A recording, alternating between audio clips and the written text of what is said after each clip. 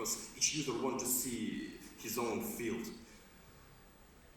Okay, here you can see the distribution of shifts for some European region. We took all data from the past year and calculated shifts for each tile between different dates, and then we union all this data and calculated the median shift. Median shift can reach up to 10 meters, but absolute values of these shifts can reach up to 100 meters in reality. And also you can see here that the distribution of these shifts is random, and there is no any underlying regular structure of the shifts that can explain this. Okay, what should we do with this problem? Our solution is co-registration. Co-registration means that we take two images of the some particular region that are taken at different dates, and then we are finding a fine transformation between these two images. And after applying this transformation, they should be matched. Their underlying georeferences should be matched. A fine transformation is commonly used in computer vision, and it incorporates scale, rotation, and shift. But we know that our satellite data are taken at the same scale, and also in our experiments we got that our rotation angle is close to 0. Then in light of that, we can restrict our fine transformation only with shifts between images along x and y axis. Okay, the next question is, what date for some particular region should we choose? Our solution is to take date with the most validity area. You remember that I explained before that we built our validity mask for each region, for each date, and we choose a date with the least cloudiness, snow, and so on. And then we calculate a fine transformation between chosen date and any other date. Totally, we have as many fine transformation as many dates we have. Okay, how should we solve that problem? There are different approaches. For example, first approach is key points approach that is commonly used in computer vision also. And key points is an essential points that are taken at different images that have standing out image gradients, and each key point has its own descriptor. Usually it's a vector of real numbers. And our task is to find key points on two images, and then we should match key points with the closest descriptors, and from this matching we find our fine transformation. Okay, the second approach is cross-correlation analysis, and it's just when you calculate a correlation function between two images, and it also suits for our data because we know that our images are taken on the same scale. It works a little bit faster, and there are different implementations of key points, for example, SIFT, SORP, and ORP, and another useful algorithms. They can provide, key points can provide subpixel quality, they can be invariant for rotation and scale, but cross-correlation also suits because we take images on the same scale and consider only shifts. Okay, how should we apply these two methods in our task?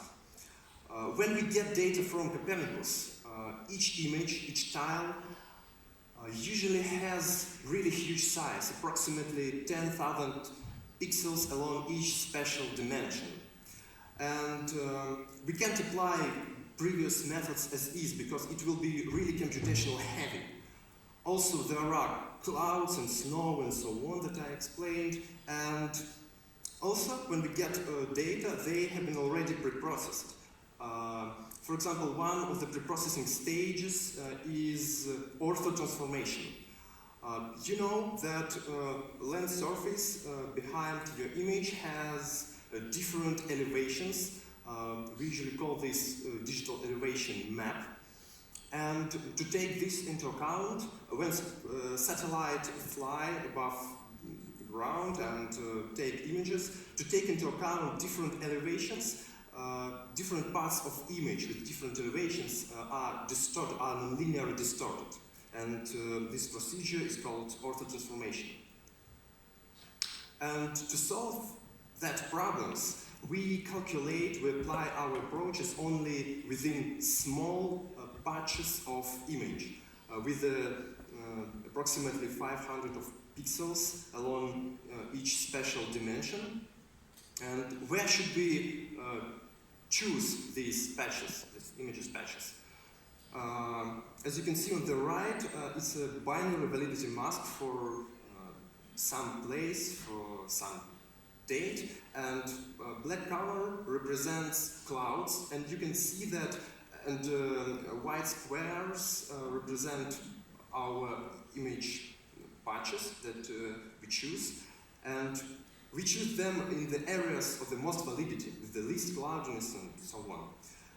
Also, you can imagine a lot of heuristic rules that you can apply here to choose image patches. For example, you can take only patches with the highest image gradients. You can take into account that you want to choose patches with the least mean elevation inside of patch to decrease non-linearity from ortho-transformation. Okay, and the last question is, how should we understand that our co-registration made our data better? There are two different metrics. The first is mutual information score that is known from information theory, and also its correlation score is just a correlation. And we expect that after our co-registration, these anti-mutual information score and correlation score will be higher than before. And we calculate ratio of these metrics after and before, and we expect that this ratio will be higher than 1. Okay, here you can see visualization of our co-registration. On the left you can see raw images that are taken before our co-registration, and on the right after co-registration. You can see that rods crossing below the field, I delineated field for you, and you can see that it jumps from the top to down, and on the right it's stable. Here one more nice visualization, and also on the left you can see raw images. You can see that rods again jumps from top to down, and on the right they're stable.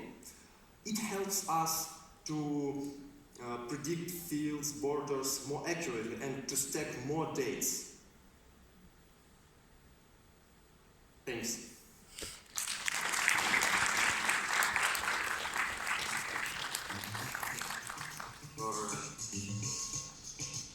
Thank you. Am I coming clear? I'm coming clear.